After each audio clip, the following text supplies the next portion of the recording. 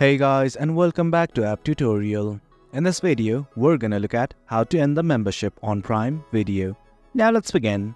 Well, as you can see, I have already logged into my account. In case you have not, do log in right now. This right here is the interface, and initially what we want to do is simply click on our profile name.